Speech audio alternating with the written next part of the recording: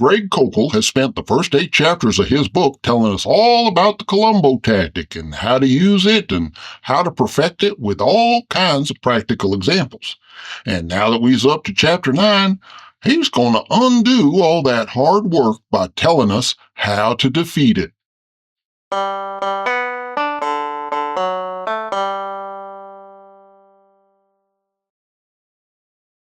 Hey there, folks. Bertram the Barely Bearable Atheist here, continuing our series on Greg Koukl's book, Tactics, which the subtitle says is, quote, a game plan for discussing your Christian convictions, end quote. And from our position as skeptics, this book has been a gold mine of information about what kind of tricks and techniques someone like Greg is going to want to try and use to convert us. As we've gone through each chapter, and Greg has presented his tactics for dominating the conversation and driving it toward a Christian conclusion, I've been offering some suggestions about how we might apply some counter tactics to keep from being railroaded by all this Columbo stuff. Well, today's going to be time for me to step aside and let a true master, Dr. Koukl himself, teach us how to defeat his own Columbo tactic. And I, for one, am looking forward to being taught. Greg starts off with a warning to believers that as they go on about their business using Columbo to conceal their agenda and set the other person up for a big old gotcha, they may encounter folks who knows how to do the same thing. And some of them folks might be using Columbo for less than noble purposes. Quote, you might discover that you are not the only one who can use questions to navigate tactically in conversations. Others, including those who disagree with you, may know how to do this too, and some are skilled at it. What do you do then when someone else begins to use Columbo against you, especially when you suspect that his motives are not so noble? How do you respond when you think the other person's questions are intended to trap, manipulate, or humiliate you? End quote. And I have to say that last line there ain't really an unfair description of Greg's own examples in the first 8 chapters. Over and over again, he's talked about how to use the Columbo tactic to quote-unquote get into the driver's seat and manipulate the other person into saying the things you want them to say. And by the time you get to step 3, where you're asking leading questions to set the other person up for the big gotcha at the end, well, a gotcha's a trap, and maybe even a humiliating one at that. Somehow that's all noble when a Christian does it. It's only when a skeptic raises doubts about Christian claims that the Columbo tactic becomes quote-unquote not so noble. Greg's next point is a caveat. Quote, let me make a clarification. There should be no risk when someone asks us either of the first 2 Columbo questions. We welcome the opportunity to clarify our views and then give reasons for what we believe. End quote. And I was going to pause right there to say, horse apples. If and Greg really welcomed the opportunity to clarify his views and give reasons for his beliefs, he wouldn't be writing books about how to use Columbo to postpone or even conceal what them beliefs is. Greg continues, quote, the danger we need to guard against is the misuse of the third application of Columbo, leading questions meant to make a point against us, end quote. And there's that double standard again. When Christians use leading questions to make a point against skeptics, that's quote-unquote noble. But when skeptics do it to Christians, that's a misuse of the Columbo tactic. Now, I agree with Greg about the first 2 Columbo questions being okay, because the first 2 questions is, what do you mean, and how did you reach that conclusion? And them's just informational questions. As skeptics, we ought to welcome the opportunity to clarify our views and give reasons for why we hold them. And that's exactly why we should simply state our views forthrightly instead of hiding behind manipulative questions and attempted gotchas. And I sort of agree with Greg that leading questions is a not-so-noble misuse of the Columbo tactic, except that I'm consistent and I say it's a misuse no matter who's using it.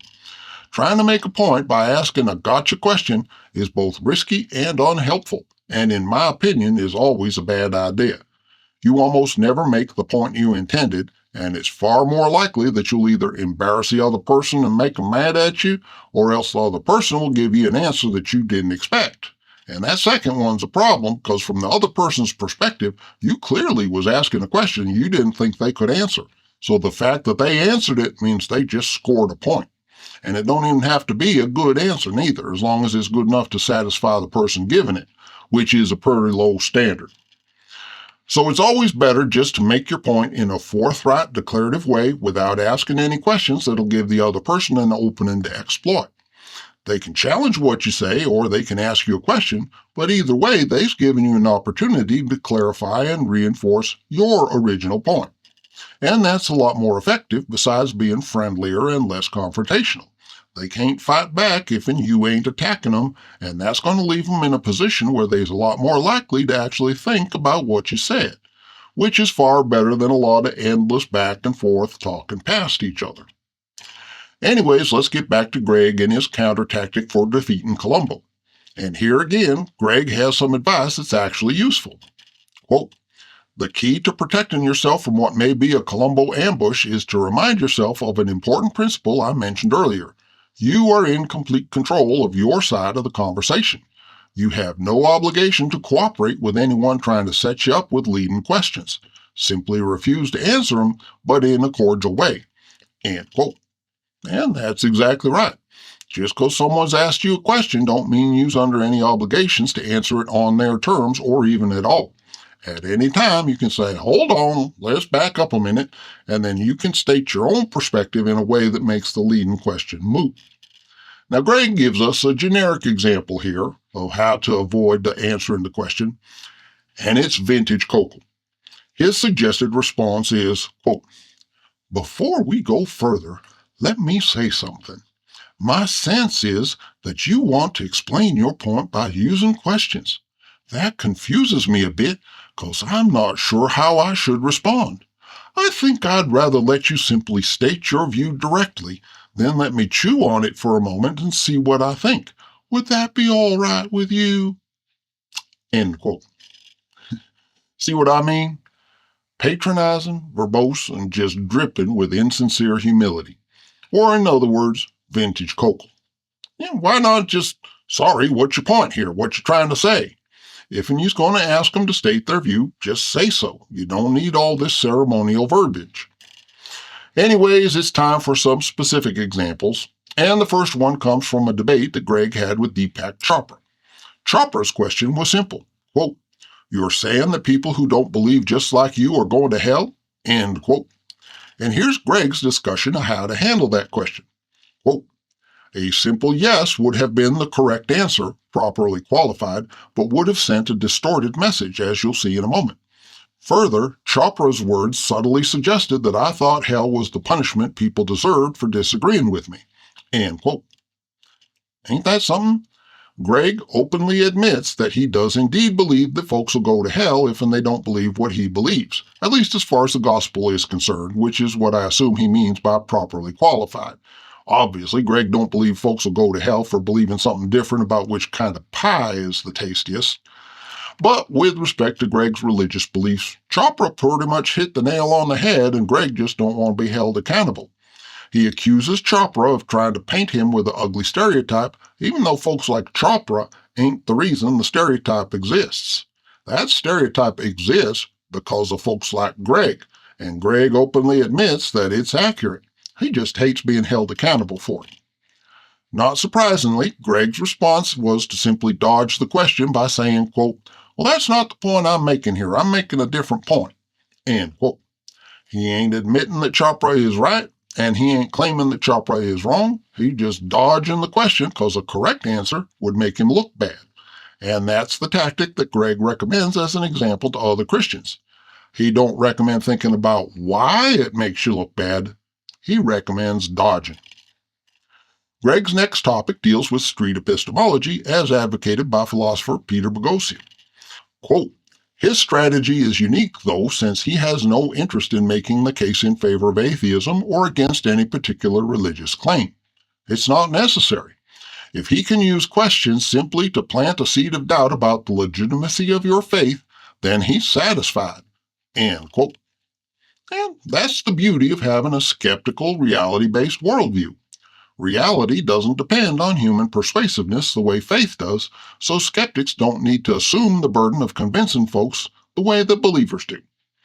All skeptics need to do is get Folks past the point of believing everything they hear just because somebody said so. Left to themselves in a godless reality with an open and inquiring mind, folks is naturally going to get less religious over time.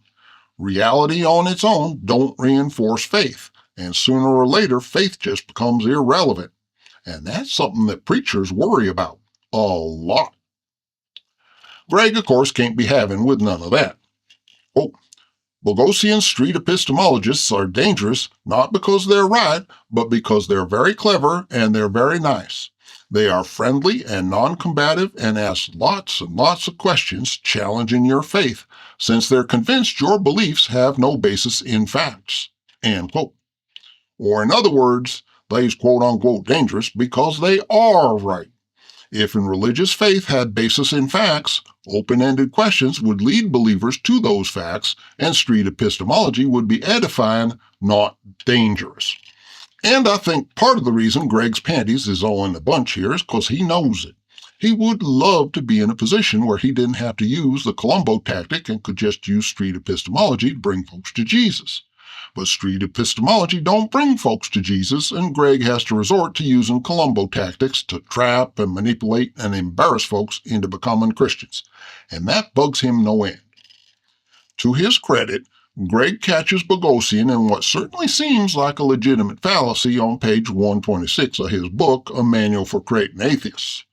According to the story, Peter's talking to a Mormon security guard who thinks that if the universe exists, then a creator God must exist. According to Greg, the conversation goes like this. Quote, Peter Bogosian, well, if the universe always existed, then it wasn't created. If it wasn't caused, what would that mean? Security guard, pausing. That there's no God? Peter Bogosian, yep, that's what it would mean. End quote. Now, Greg correctly points out that, as stated in this brief excerpt, the conclusion does not follow from the premises, strictly speaking. It could be the case that the universe always existed and God just organized it or some such, much like the original text of Genesis says. Of course, Greg is leaving out a lot of the context here, including the part leading up to the premise that the universe always existed. Now, clearly, Peter presented enough evidence to convince the guard that this was the case. Otherwise, this whole argument would be moot. And it's possible that in context, he and the guard were talking specifically about the existence of a creator God and not just God in general. So maybe all Peter was saying was that it leads to the conclusion that they ain't no creator God. Yeah, Greg don't give us enough context to know whether or not this is the case. And not too surprisingly, this is the only example he cites from the entire book. I reckon the other questions were just too dangerous. Greg also had a conversation with someone he calls a Bogosian disciple, who asked him, quote, if there were no hell, would you still be a Christian? End quote. And that's a very interesting, thought-provoking question, which means that to Greg, it's a trick question. Quote, it's a trick question, though, cleverly designed to diminish Christianity to a carrots and sticks enterprise by suggesting that believers become Christians merely to get the carrot of heaven and avoid the stick of hell. End quote. In other words, this is a thought-provoking question that directly impacts a popular apologetics argument known as Pascal's wager. As we saw incessantly in our series on Ray Comfort's book, the stick of hell is one of the main weapons in the apologist's arsenal. And that means the minute there's any serious challenge to it, Greg's going to go all plausible deniability on us. Quote, no threat of the stick, no reason to believe. Faith is reduced to creaturely pleasure or pain, self-interest, and nothing more. But that's not at all what the Christian has in mind with his answer. To be fair, some Christians may believe this way, but those who understand the fullness of God's purpose do not. End quote. So, plausible deniability with just a hint of no true Scotsman for extra flavor. No matter how many apologists uses Pascal's wager, or even makes it the main focus of their apologetics ministry, it ain't really Christian. And shame on atheists for trying to trick folks into thinking it is. Quote, here's what the atheist misses. We have not been rescued for something, a pleasant place called heaven, but for someone. End quote. Which sounds nice and pious and all, except that the question ain't about what the atheist believes, it's about what the Christian believes. The only reason it's bugging Greg so much is because it directly impacts Pascal's wager, which is a big part of apologetics. And Greg ain't got any good answers for this one. So his advice is just to bob and weave and dodge the question as best as possible. And he suggests 2 ways a Christian can try and wriggle out of answering the question. First example, quote, I'm confused by your question. Are you asking, would I still trust Christ to die and save me from hell if there were no hell? That makes no sense.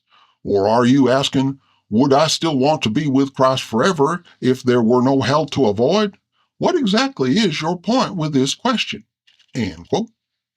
Notice the question ain't confusing at all. If you can answer the question, are you a Christian, without getting confused, then you can answer the question of whether or not you'd still be one if there was no hell. Greg's just trying to wiggle out of giving a simple answer to a simple question he don't like.